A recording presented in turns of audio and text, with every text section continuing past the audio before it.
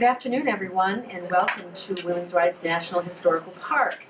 My name is Adrienne Emo, and I am a board member of the Women's Institute for Leadership and Learning, together with my associate, Mayor Diana Smith, also a board member for the Women's Institute for Leadership and Learning. And we have partnered with the Friends group, Friends of the Women's Rights Park, and with the park to produce this event for you today. So the first thing I'd like to do is to introduce Superintendent Amy Ghazala, who will give you a few words of welcome. Thank you. Thank you, everyone. Good afternoon and welcome on behalf of the National Park Service to Women's Rights National Historical Park. First I'd like to thank Adrienne Emo for her tireless work on behalf of Women's Rights National Historical Park. The National Park Service could not accomplish its mission without volunteers such as Adrienne and our Friends group. It is fitting for us to reopen your national park today, as today marks the first day of National Women's History Month. The National Park Service is the agency of the federal government that protects resources that remind us of the cultural and natural evolution of this nation. Today, those sites number 405 special places. The agency name can seem like a misnomer, for the word park evokes thoughts of recreation, when in fact, we protect what are predominantly historical or cultural places. The 405 sites that the National Park Service protects tell the story of one nation whose people are diverse and intertwined. For example, the President of the United States lives in a national park. He lives in President's Park, as are the Statue of Liberty and Abraham Lincoln's birthplace in Kentucky. The sites are protected in order that the impacts of the vital episodes in United States history may be understood and never forgotten. As such, we protect additional sites telling women's stories so that it is reinforced that 50% of our population are not merely footnotes in the history of the United States. At Rosie the Riveter, World War II Homefront National Historical Park, a symbol of women's economic power. Clara Barton National Historical Site, and humanitarian and founder of the American Red Cross. Mary MacLeod Bethune Council House, National Historical Site, an educator, author, and African-American civil rights leader. Maggie L. Walker, National Historical Site, an advocate for opportunities for Jim Crow era African-Americans and women.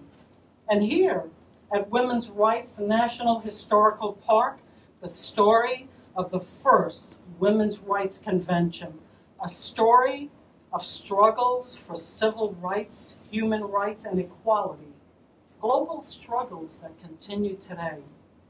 I encourage you all to visit and explore the exhibit Memory to Memorial on the first and second floor, the Junior Ranger area, and the Underground Railroad exhibit on the second floor.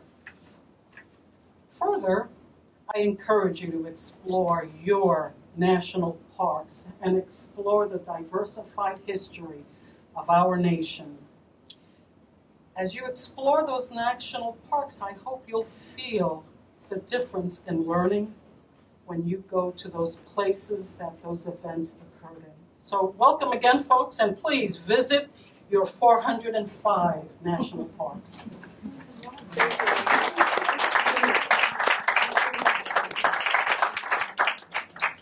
The Friends of the Women's Rights Park has a board, And on that board, we have some new members, and I'm going to introduce a member to you today who's going to introduce herself, but I'm sure you all know our Tompkins County legislator, Martha Robertson.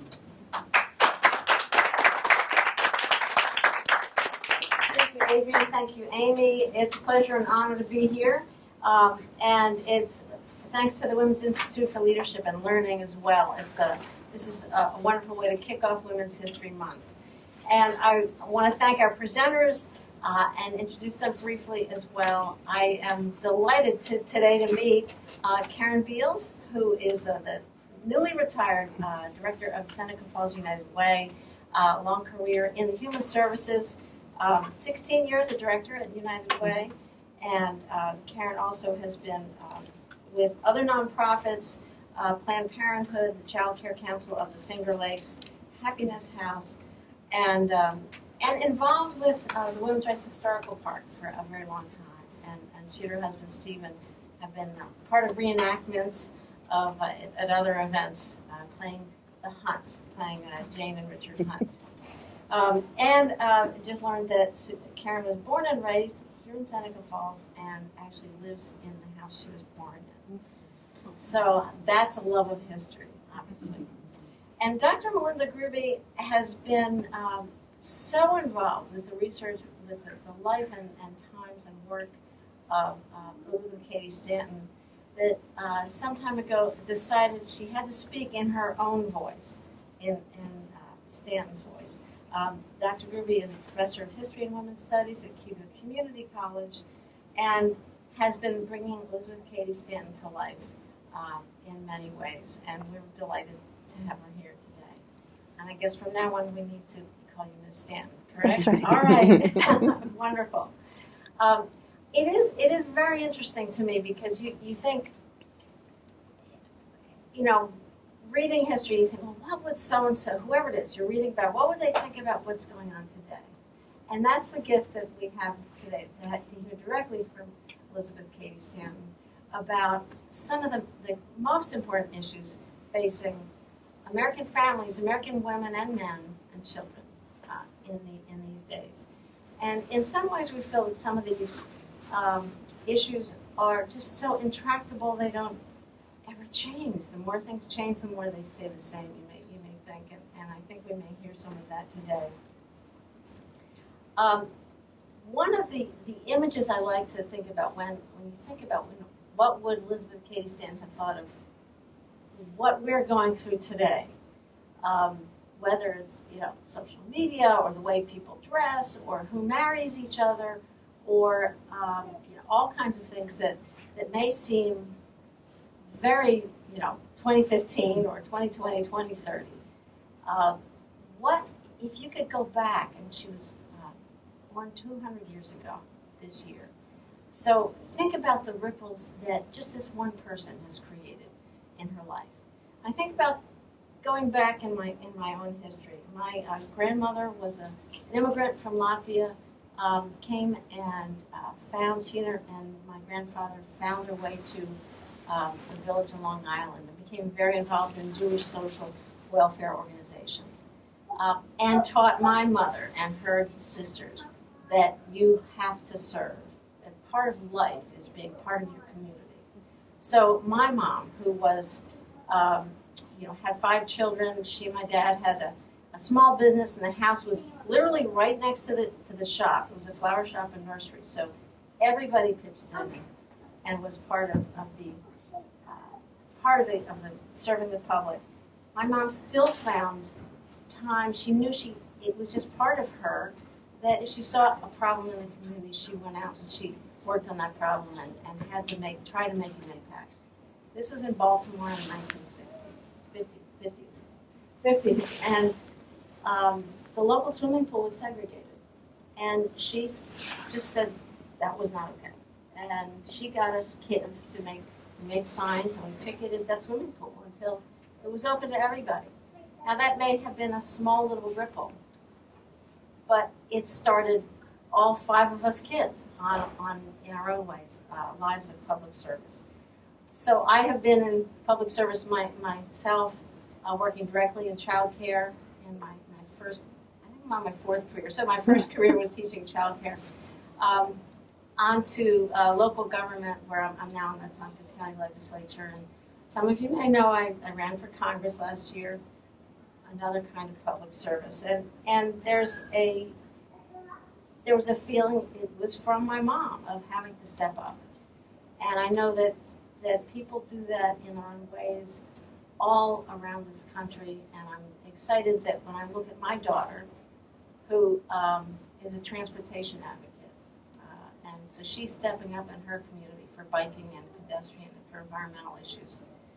And I have a granddaughter who's 4.5 months old, and I can't not wait to see the ways in which we can show her and her brothers how to step up and what it means to care about your community, because the ripples go, you'll never know where those ripples go.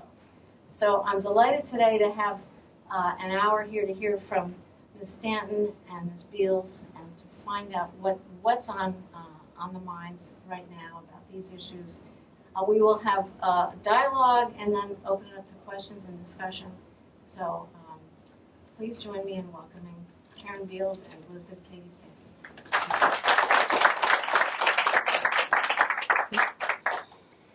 We discussed before we started this afternoon that I would give you a little bit more history about myself. Martha was wonderful and gave you a few pointers. I am born and raised in Seneca Falls. I did live away from here for 8 years, thank heavens, because that's when I became to really appreciate this community and how special it is.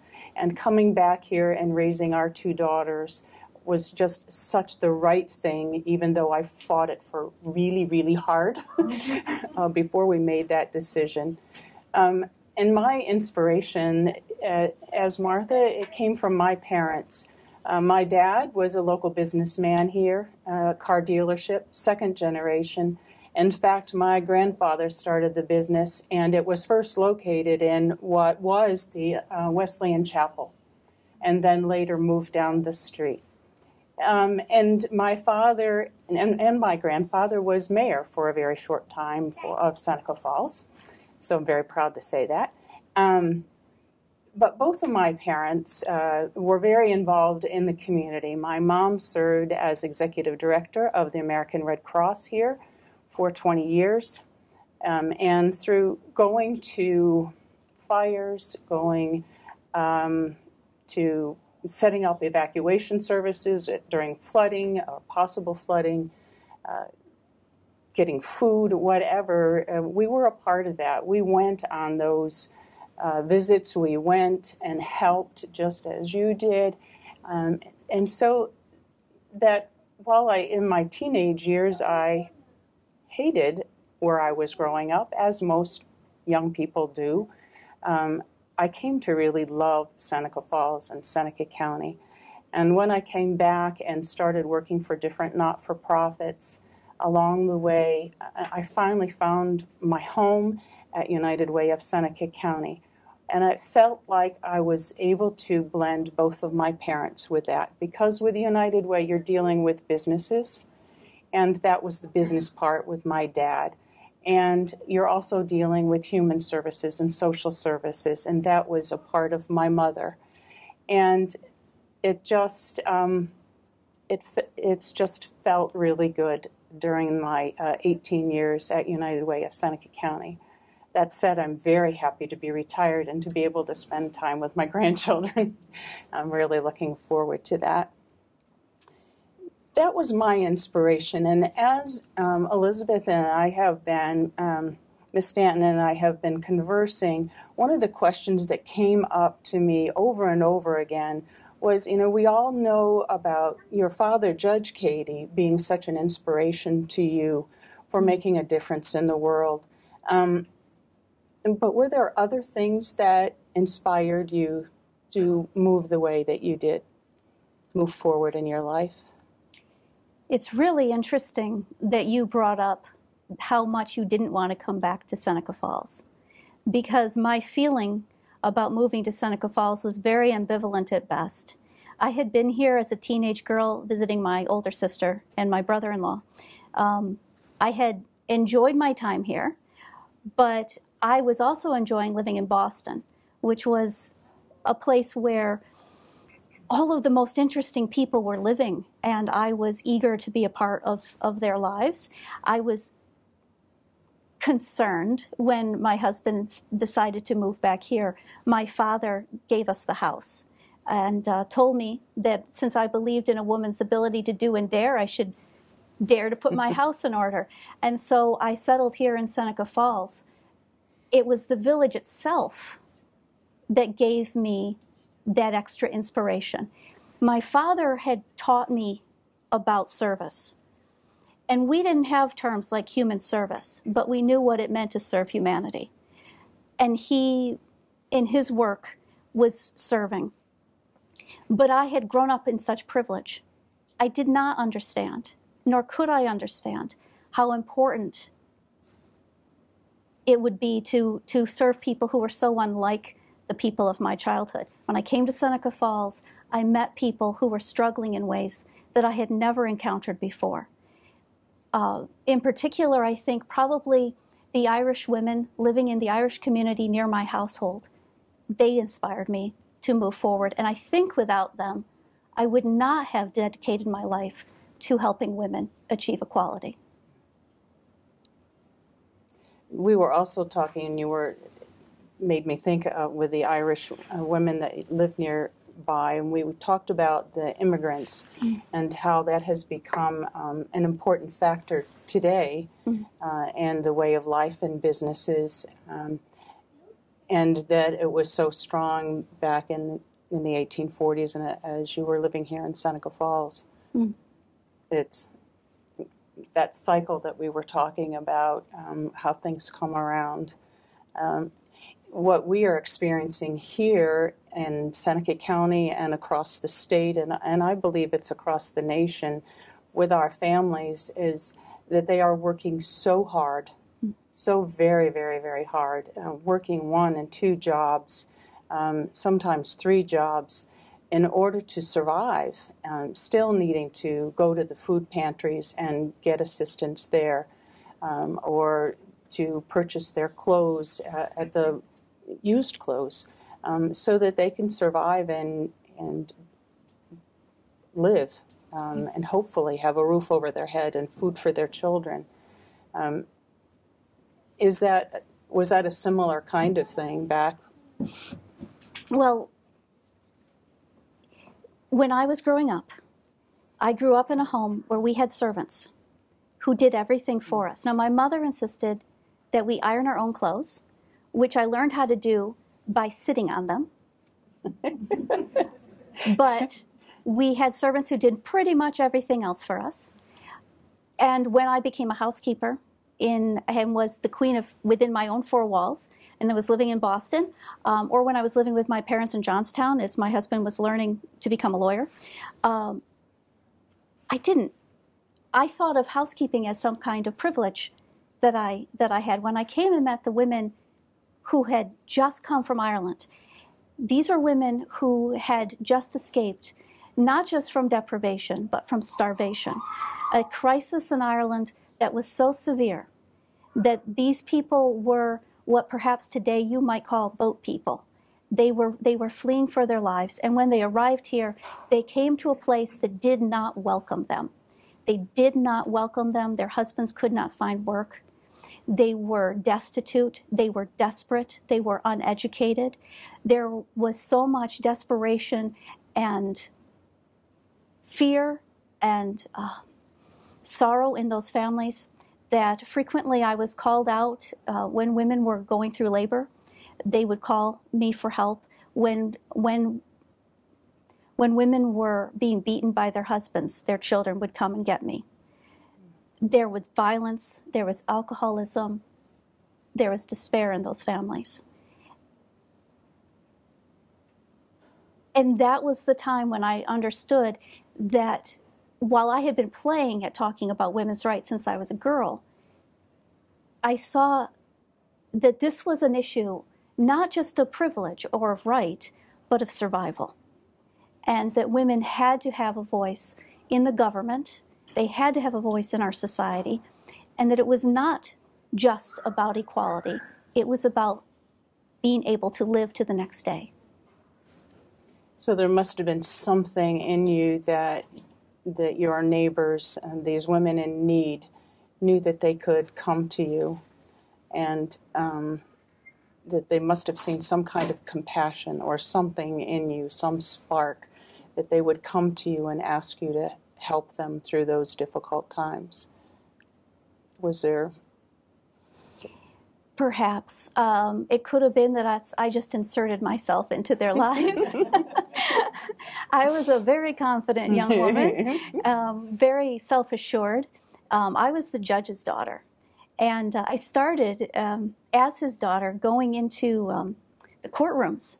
I used to love to go to the courtrooms and watch the trials. I was outraged by the injustices done to those poor Scotch women who were living in Johnstown, these women who had been the mistresses of their homes and upon the deaths of their husband, lost all of their property to their son and would get a pittance of the inheritance. Their sons would give them an allowance, sometimes not even enough for them to live on.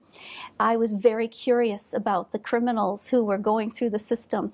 And my sister and I used to go into the hotel, and we would listen to the lawyers and the judges talking, and on one occasion I got in a little bit of trouble because I interjected my own thoughts on how they should proceed with the trial. But when I came here, I think some of that spirit was still with me, and so when I saw that there was work that needed to be done, I did it. Now also, it could have been because my boys were throwing stones at their pigs in their sheds. And so I met many people through the paying for their windows. But once we became friends, then I was able to help them. I had legal knowledge that they needed. And it would have been very difficult for them to access that legal information otherwise. It's how our children introduce us to new people is always... Awkward. That's one word. Very good. Go ahead. I was going to ask you very interested in these ideas of social work and human services, and the idea of a woman being able to start with an education and make a career of it instead of an unpaid vocation. And I was curious about how you made that decision. Well, that's interesting. I was thinking about that recently. When I graduated, or before I graduated from high school, there was a brand new field out there called social work. Previous to that, you would take psychology or you would take sociology. There were very few places that actually gave you a degree in social work. And from my experiences and watching my parents and watching the community, I decided I wanted to try this new social work degree, and that was what my studies were in. And I dabbled in other things along the way, but I have a very soft heart and knew that doing the direct service was going to be difficult for me. Being able to be empowering instead of doing for, and fixing things for people, that I already knew that about myself. So I picked up some of the business things along the way and found myself doing the fiscal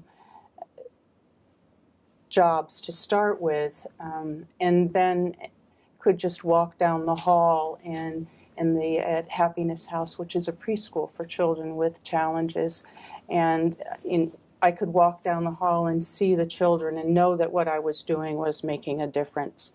And that gave me the inspiration to continue doing what I was doing. And that happened over and over wherever I was working. I always wanted to work, I guess, because I didn't know anything else.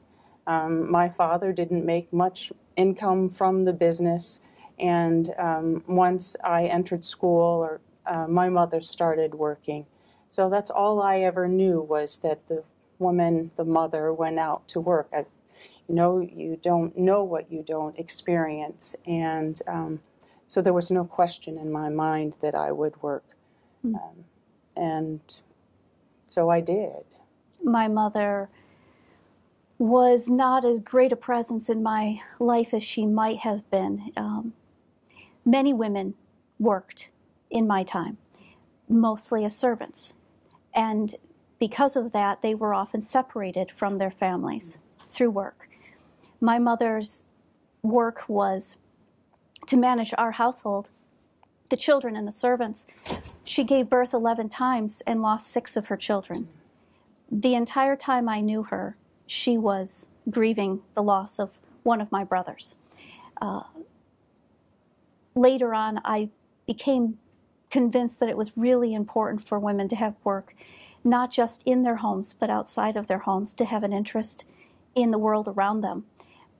Because it's good for the world, but also because it's good for the women themselves.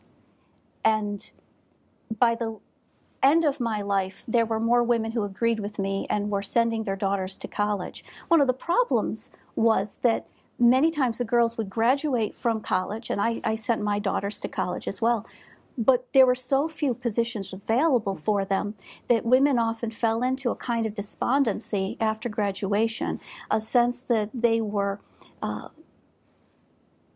instruments of a kind of grace, but with no place to play. And so they came home and they swept floors and they read novels and they busied themselves with little things. But it would be a while before careers were something that women would have. By the end of my life, that was the case. In the beginning of my life, it never occurred to anyone, and I watched all my playmates, the boys, go off to college and knew that I could never go. That made me think of an interesting little tidbit, though. Even though things have progressed for women over the years, it is still standard here in the United States for women to make quite a bit less than their male counterparts. And in fact, when I made it known that I was going to be retiring and the board of directors was looking for replacements for me, the male counterparts wanted and needed more money than the women who applied for the position. So that discrepancy is still very alive today, right here, and is very disappointing, to say the least. Susan B. Anthony and I became involved. This is the beginning of my friendship with her. We became involved in trying to get equal pay for female teachers. What was really frustrating to us was that the female teachers themselves told us we do not want the same pay as the men. And I responded by saying that I was looking forward to the end of that generation because there were jackasses enough in the world without them propagating more.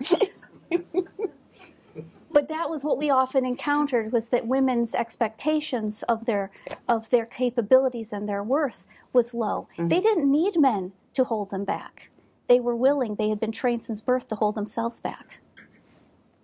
And that's still true today, I think.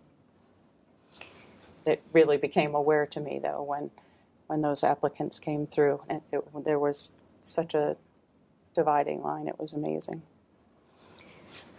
And you would think, after all this time and all the work that you have done, and many, many women after you, that would be a different scenario today. You mentioned the Happiness House, and this was a place. Could you tell me more about that? Oh, it's a wonderful organization, and it's a place where young people come, young as in preschool, starting at age 2, until they can enter school, that helps them with physical therapy. If their legs are not functioning properly, they can help them work with their muscles and to adapt. Or maybe it's an emotional issue that they might have, and they can help them through the psychology of all of that and help them adapt and do what they need to become as strong citizens as they can in our community. Knowing that making those kinds of changes the earlier, the better, and helping them to survive. In the 1840s in New York State, we were just opening orphan asylums. Mm-hmm. We had just opened one recently in Rochester. They were not nice places. No. There was a kind of a battle between men and women over how this should proceed. The men wanted there to be discipline, and to that end, the children were locked in cells. They were taken away from their parents who lost custody rights. The children would be punished by being beaten or whipped, being ostracized, so no other child was allowed to speak to them. Sometimes they wore a ball and chain. The boys were instructed in military drilling. They had prayer. The schoolmasters would blow a whistle and the boys would drop to one knee and pray. And then they were locked in their room at night. The women in my generation looked at some of the problems that were plaguing our country, our state, our communities. Extreme poverty, intemperance, prostitution, gross inequality, slavery. And what we wanted to do was we wanted to be mothers to the world.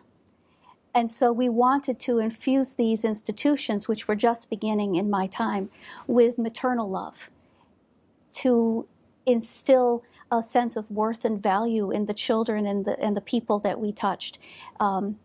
Discipline is all well and good, but we thought we want them to be people who can go out and also serve humanity when they're done. We don't want them to be broken by fear by the time they leave this institution. It was a long battle, but in things like the orphan asylums, work in asylums for the mentally ill, so that we didn't keep people in cages or beat them. We were very concerned about the rights of prisoners.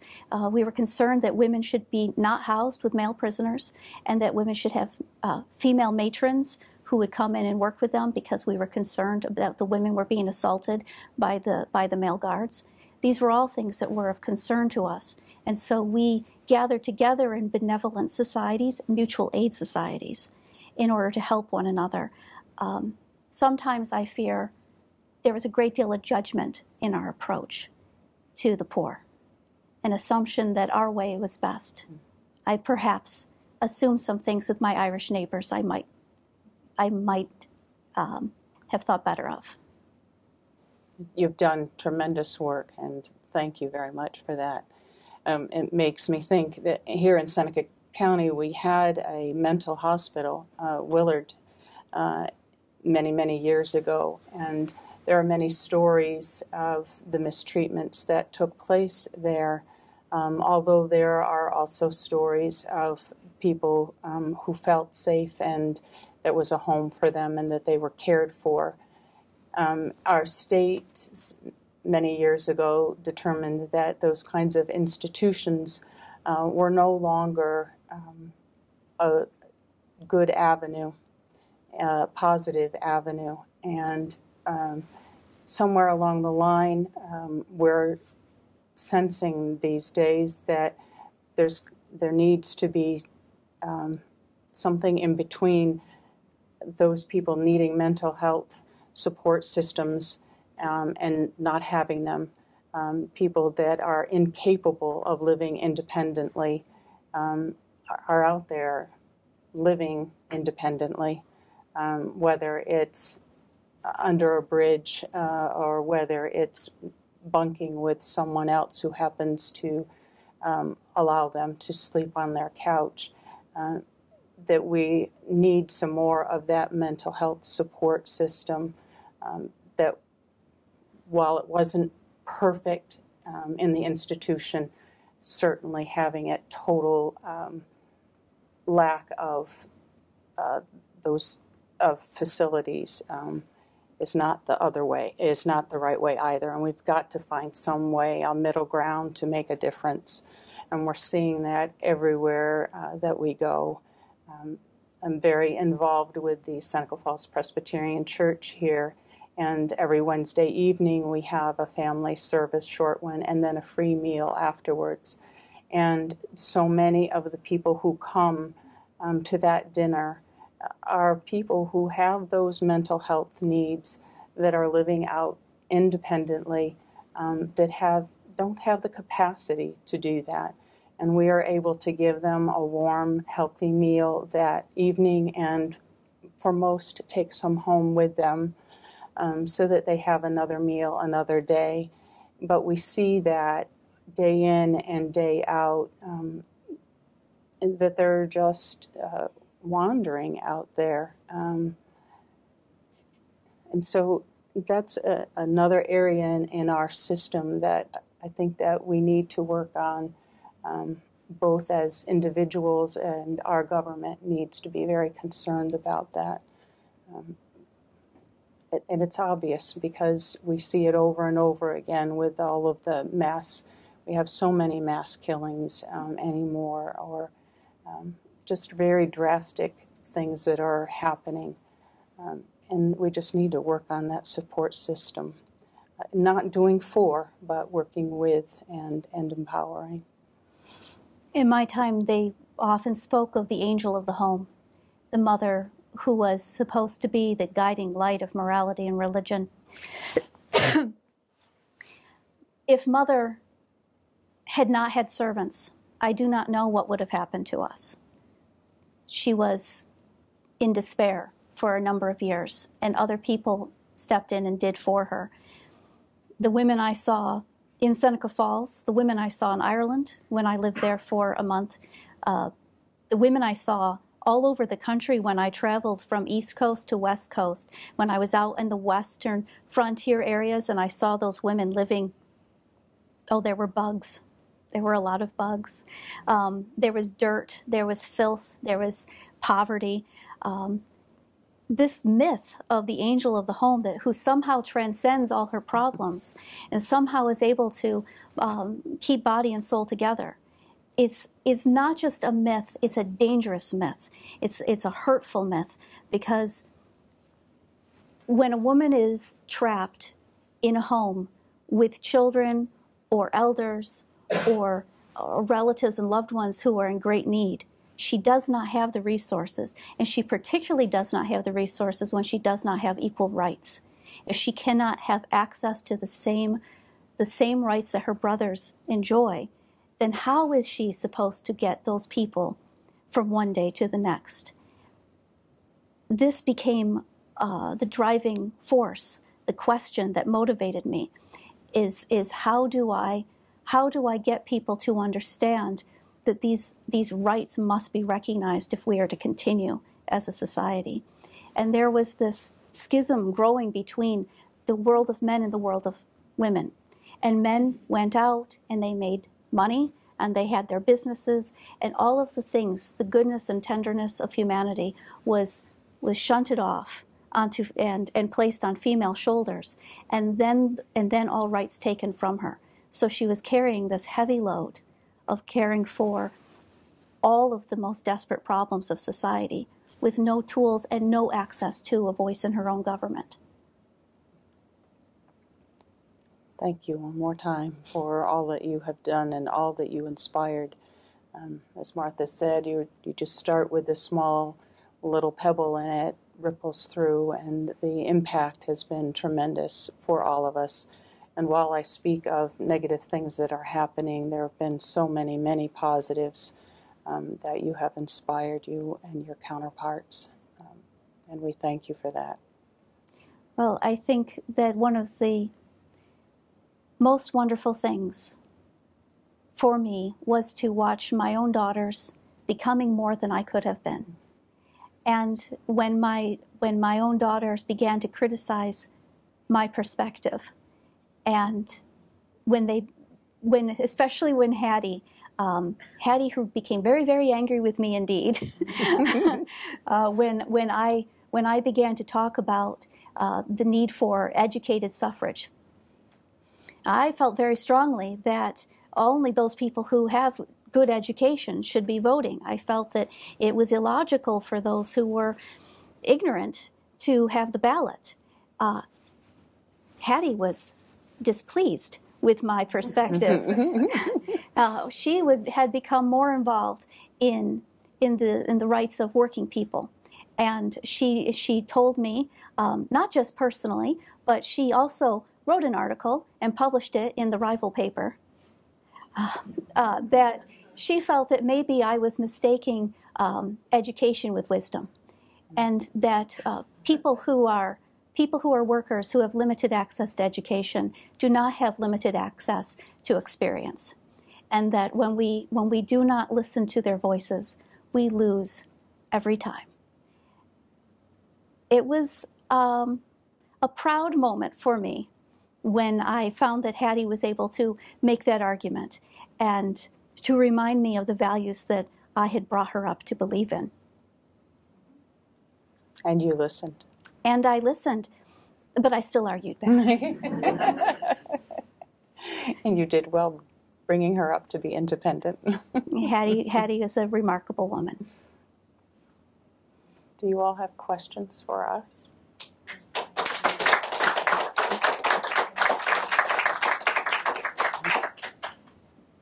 This is a dialogue, a conversation, so. Yes. Well, congratulations on being able to acknowledge your daughter's independence at the same time as it was a direct challenge. It was a very direct challenge. In watching your mother, did you, did you think at all in any way about the fact that she was pregnant 11 times? And is, maybe it took Margaret Sanger after your death to accomplish something that was unavailable basically before them. But it seems that so much stems from that issue. I think in my mother's case, she was actively trying to create sons. When Eliezer died, when I was 11 years old, that was the end of her childbearing years.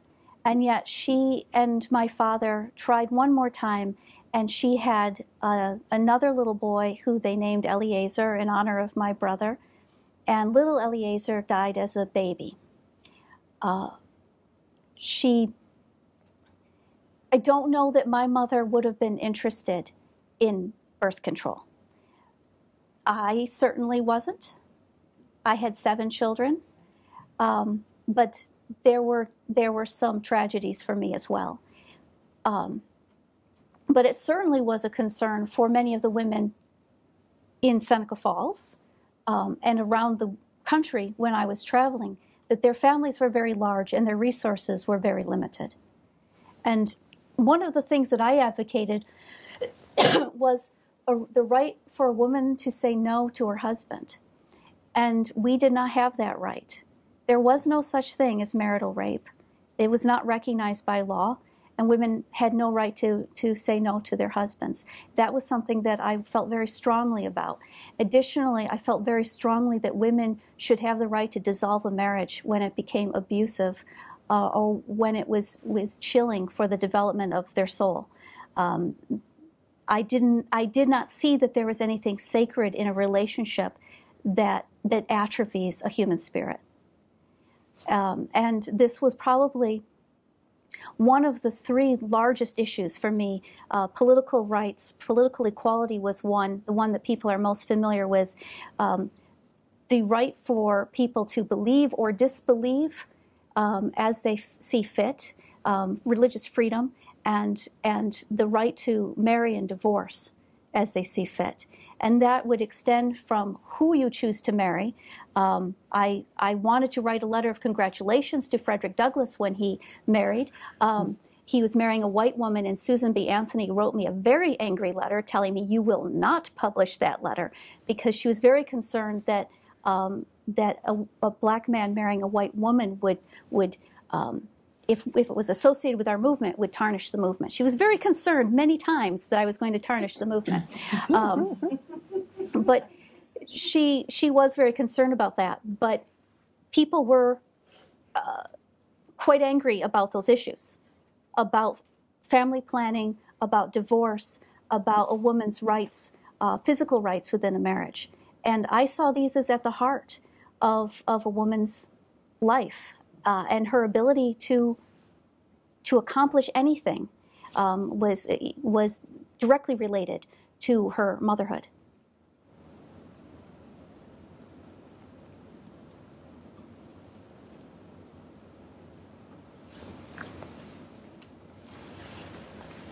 What would you say about immigration in the United States today? It's an issue that is very, very controversial.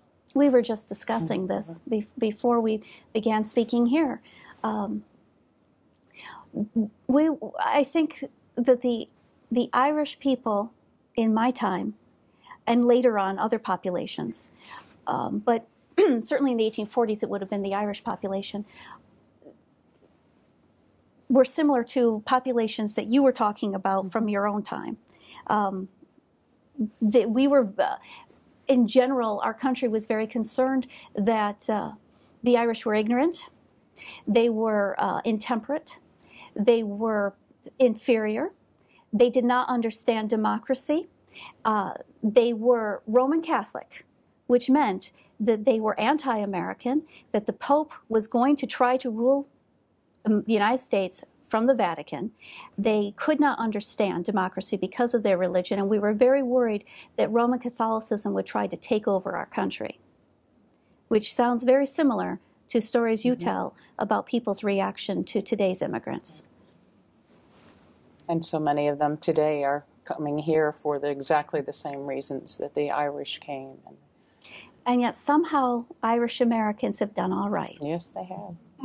Thank you. Yes. It's interesting that in New York State, I'm not sure the exact date, 2010, 2011, 2012, you could not get a divorce in New York State unless you agreed to a separation, which meant if the woman left the marriage, unless she could prove abandonment, unless she could prove abuse, which is practically impossible, right? You were not granted a divorce. You had to go to trial, which involved a lot of money. And I mean, that just changed the last 3 or 4 years. There was a case it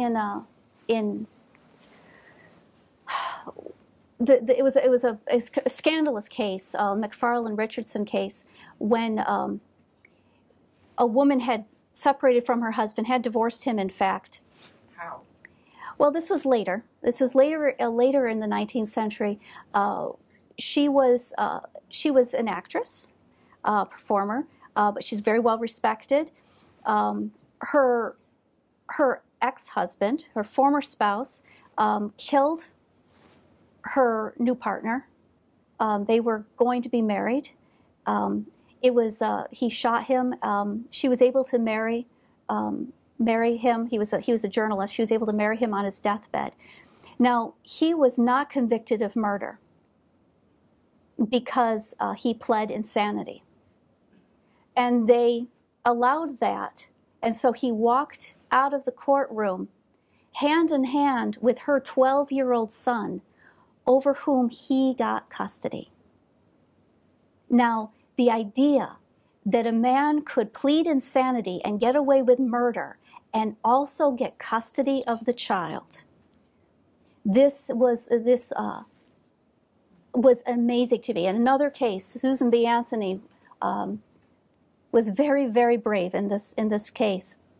A woman whose husband wanted to put her away. And instead of a divorce, what he did was he had her placed in an insane asylum, and she couldn't get out. And so eventually she was able to escape, and one of the only people who knew where she was Susan B. Anthony. And Susan B. Anthony knew that if she didn't tell them where this woman was hiding, she could be arrested. but she would not tell because she believed that the practice of putting troublesome wives into asylums or of maintaining a marriage, even in cases of abuse, she felt was very similar to the situations faced by slaves and their inability to escape these very abusive situations. And so she kept silent, even though so many people were trying to get her to divulge the secret. But those were the kinds of things that were happening. We became increasingly aware of them, but they were commonplace when I was a young woman.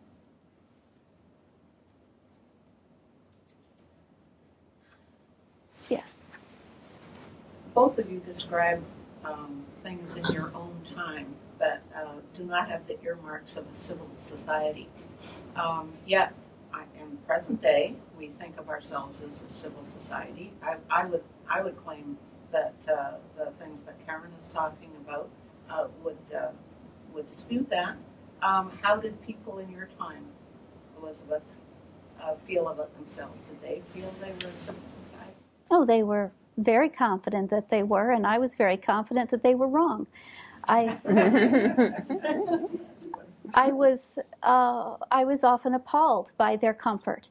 We decided that part of our job in the women's rights movement was to make people uncomfortable. People had become complacent. They were very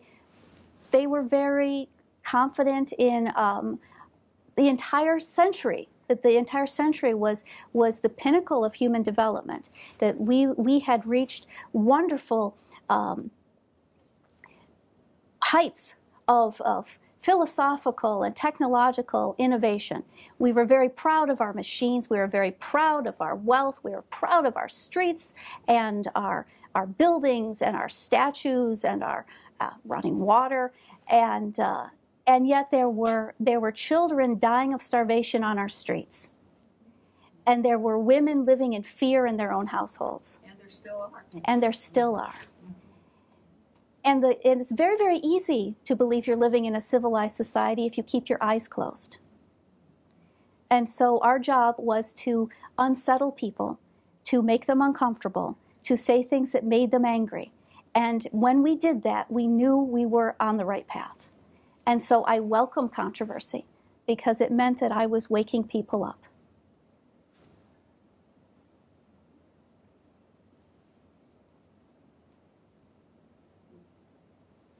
This is for you, Ms. Stanton. I'm wondering, one of the biggest civil rights issues we have going on is same-sex marriage. And I'm sure you knew of people in your era that had relationships with people of the same sex. And I'm wondering, what do you think about that evolution and that shift, given your feelings on marriage? Well, in my time, it was a reality that we did not give a name to.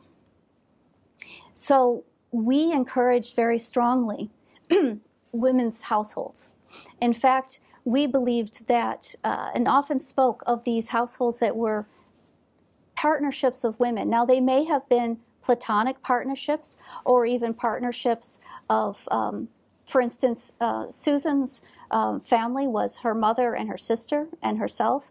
For a long time, it was just Susan and her sister. Or they may have been romantic relationships. We didn't talk about it, and we didn't have words for it. But we knew, and we encouraged it because it was a way of proving that women can stand on their own and that the roles that have been assigned to us, these spheres of influence, were constructed for us by people who had no business telling us what our roles should be. So in our way, we encourage these things. I think that the giving a name to a thing allows a dialogue to be open, which can be a very good thing, a very comfortable thing, because it allows us to name a thing, to be comfortable in it, but it also allows controversy to open up and pain to evolve. I think many of the women who were involved in those relationships in our time could be comfortable because we look the other way. Very similar to the response I gave earlier. It's easy to feel civilized if you never if you never say it out loud and you never look at it. I'd like to believe that many of the women, but not all, many of the women in our movement would have encouraged this. But I'm certain that the answer is that most of them would not, because we were still very much wed to the idea of mother, home, and heaven. And we were still many of my suffragist sisters were very, very connected to the idea that it was Christianity, and a very narrow interpretation of Christianity, that was the source and sustenance of Christian charity, of progress, of rights. And I fought them on this for a long time, telling them that that could not be the basis or foundation of a civil society. I could not have known that that would have been an issue.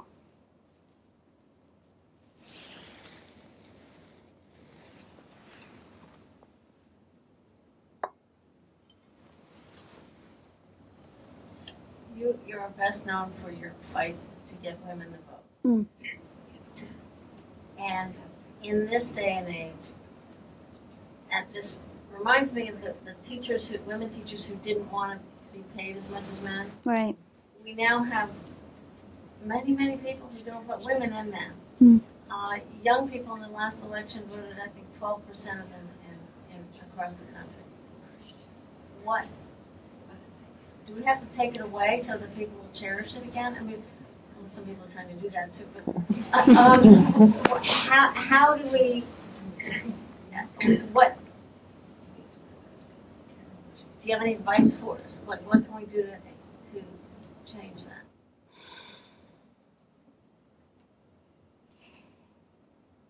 In my time, we went through a cycle. At the beginning of the movement, we were concerned with many things. And if you look at the Declaration of Sentiments, you see a listing of rights that we wanted protected. The right to vote almost didn't make it in that list. Not necessarily because the women were afraid of that right, but because many of them were Quakers. And they believed that the vote itself was a coercive act. To vote was a form of coercion. And they wanted a kind of moral suasion approach. Now, there are certainly limitations to that. But one of the benefits of that perspective was a diversified look at women's lives, which included women's education, women in religion, women in public spaces, women in their careers. Sounds like many of young women today are looking at a similarly diversified view of women's roles. And the vote, in my time, eventually became a panacea. We believed that it would solve all of our problems. And then it didn't. And the result was this profound disappointment. You do not work for a thing for 72 years only to find it does not work without feeling just a little bit disappointed.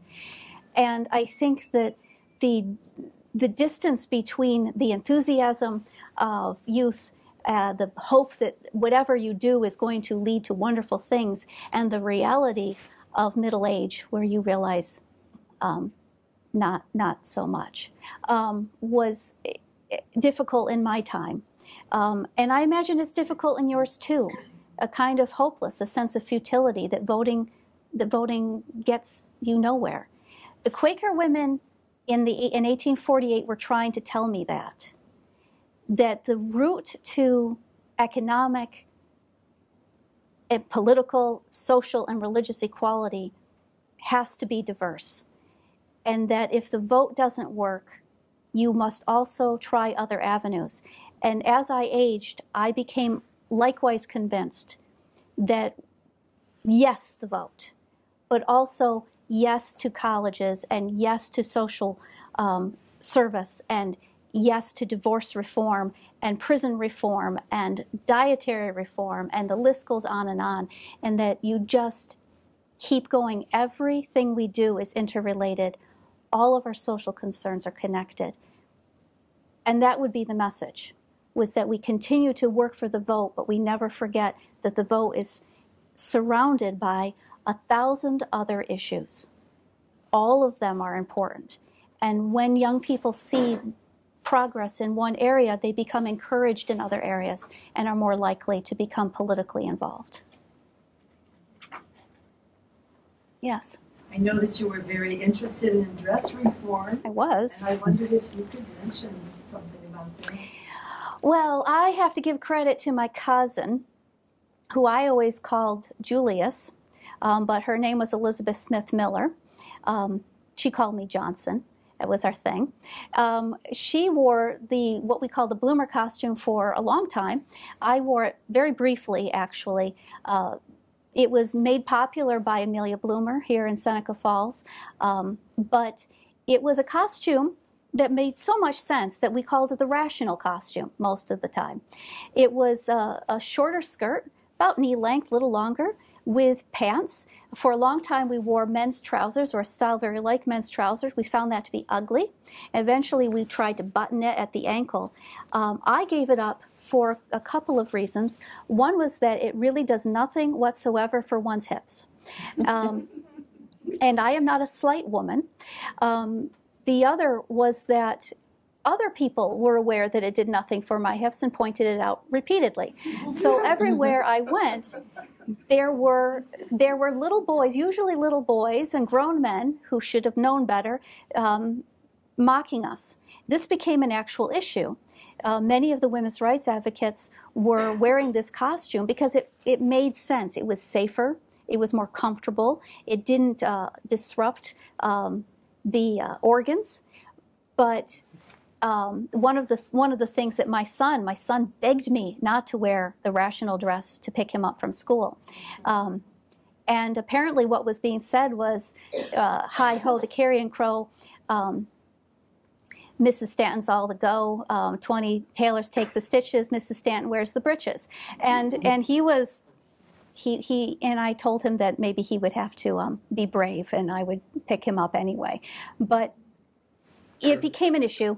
We eventually gave it up.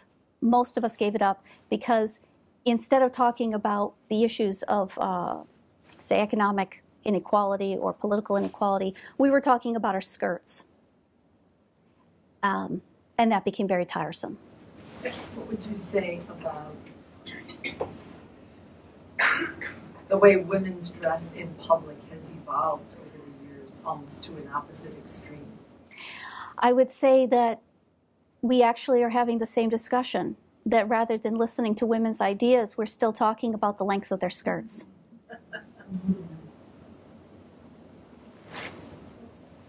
Karen, you talked about your church feeding individuals who really needed that sort of support and solace. There are at least 3 other churches in Seneca Falls. Yep. There are many at least as many service organizations of one sort or another. It would seem sensible that that one could arrange for each night of the week to be covered by a similar sort of service. The Episcopal Church in Seneca Falls does the last Sunday of the month.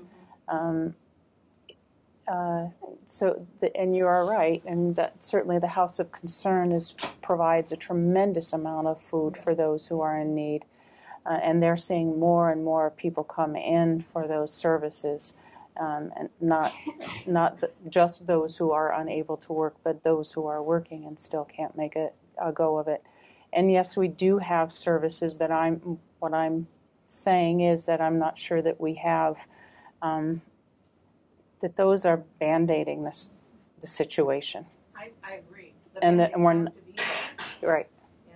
And you need band-aids, but you also need to be trying to find what the root cause is and trying to figure out how to solve that issue and do both at the same time. And that's not an easy thing to do. The funds are not there to do that. And how many of us have heard the saying that we don't want those people in our neighborhood, that it will reduce the value of our properties, and We know the standard verbiage on that. And yet we can see where the apartments, very nice apartments that were built on Balsley Road, have been successful. And it is a very convenient place for folks to live. And that is a very integrated neighborhood. It is not just mental health. It is all people living there. And they also receive services, and they're also trained in cooking. And but we need more of that. That's a very, very, very small community, and the numbers of people who need those kinds of services and facilities are extremely high. And while that's a wonderful facility, it is based on income. Many of the mental health residents there are on Social Security and at different levels. Some of them are able to work and bring in more income, but there are many others that are on disability that don't have that kind of income and could not afford to live there. We had many lived at the Muse, the old Seneca Falls Hospital, where there were very, very inexpensive apartments there. Were they safe? Were they sanitary? No, but it was a roof over the head and it was inexpensive. That's been shut down. So there is a tremendous need for housing at the lower income, safe housing. So, yeah. And where do you begin? But I don't think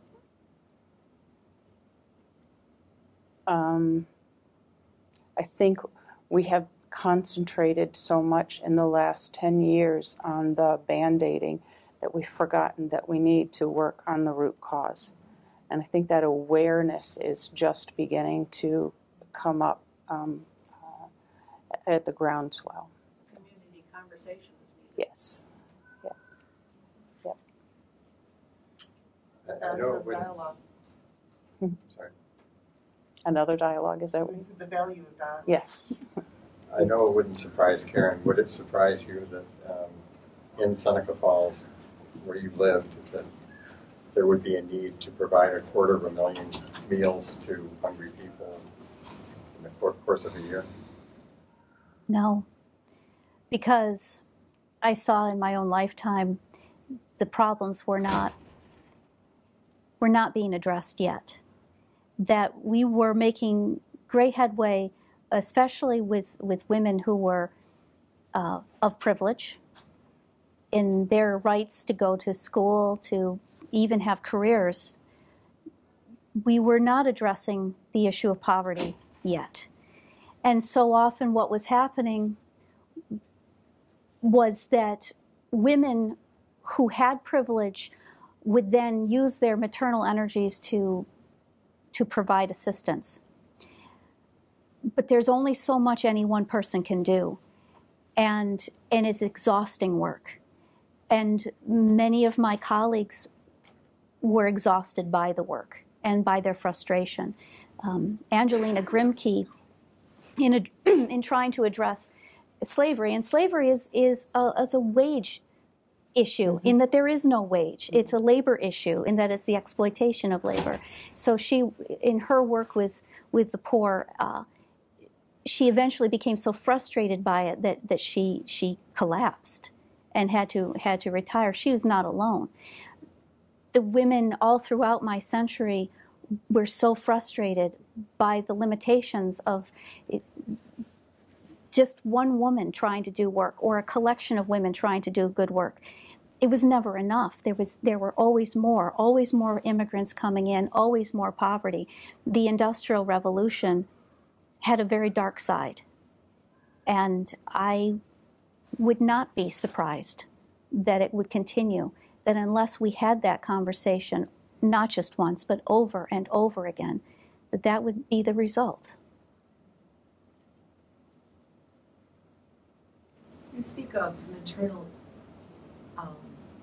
energies Mm-hmm. and channeling those out into society. I would be interested in hearing you speak about that and talk a little bit more about your desire to have 7 children? Because some of your friends, like Susan B. Anthony, were always wishing you'd be done with. They were. And I would threaten them that if they kept inviting me to conferences, I would have another baby and they would have to go away. And sometimes that's exactly what I did. I loved having children. I enjoyed them very much, except when I didn't, which was a great deal of the time, actually. I have said that in motherhood I felt like a caged lion pacing back and forth in my cage with the baby on my shoulder, waiting for the day when my littlest would be old enough that I could go out. And I looked forward to menopause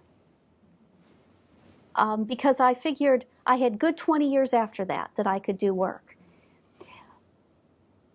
But it gave me a sense of empowerment in my own home to educate my children. I had that power because I had resources. That was a big part of it.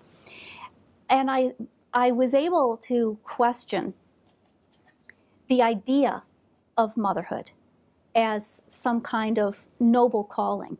Now, I believe that it was there was honor in and skill in cooking and keeping a tidy home, of hospitality, of child rearing, education. All of that was lovely.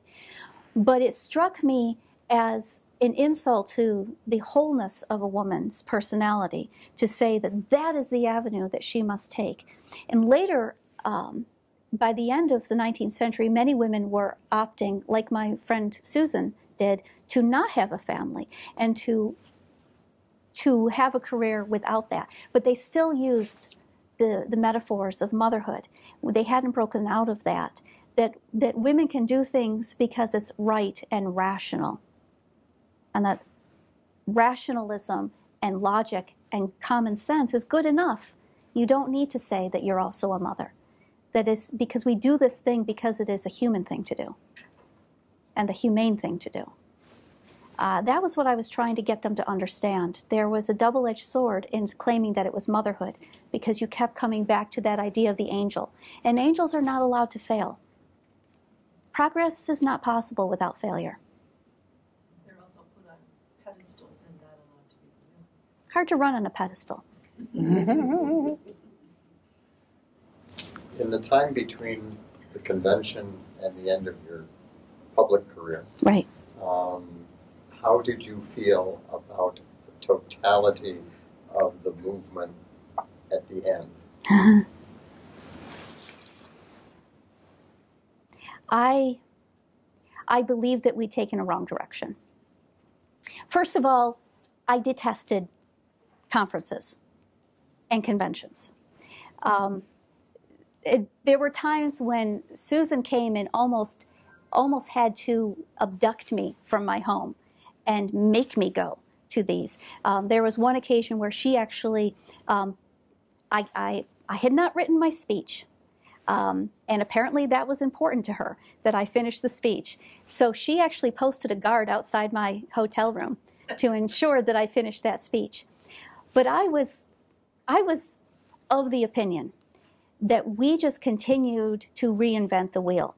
I was even more concerned with the fact that so many of these women were focusing so much attention on maternal, the angel of the home rhetoric, and that was tied in with the evangelical Christian movement of the late 19th century, which meant that they were tying women's equality to a belief that the Christian church alone was the source and foundation of civilization. And I felt that was not only inaccurate, it was dangerous in a civil society to have that much emphasis on a religious understanding of human rights. We had a diverse society which included believers and unbelievers, Jews and Christians, and we were even beginning to experiment with some Eastern Buddhism and Hinduism were just beginning to be understood in the 19th century. But they were talking about changing the Constitution to make it a Constitution that said that Christ was the founder of the nation, which would have put women like me on the margins where we would have no more voice anymore. And that was why I wrote the Woman's Bible, why I edited the Woman's Bible with a number of scholars, because I was very concerned that the women's movement had decided that it was about this kind of moral purity rather than a much harsher, much less comfortable social criticism. Wasn't your honeymoon a conference in London? It was. Yes, very miserable. Very outrageous, listening to a group of men debating forever on whether or not women, who were most certainly their betters, those women, particularly Mrs. Mott, who could have taught any of them any day, whether or not she would be allowed to, not only would she be allowed to speak, but would she be able to be on the floor and to put her behind a veil, behind a curtain where she was silent. That was so outrageous that I never forgot it. But Mrs. Mott was able to channel my rage, introduced me to Mary Wollstonecraft, and made me realize that the rage was a good thing. And so we harnessed it. I'm afraid to say this. You know, it's so difficult every year. I don't want it to end. I mean, I feel like Elizabeth Cady Stanton is sitting there speaking with us. And Karen, thank you so much for drawing her out today. Thank you. So we're going to close with our questions now. I hope everyone got their answers. But we invite you to have a little treat outside, have some coffee or some tea, something to eat. But I just want to say thank you from the bottom of my heart. This was wonderful. Thank you very much.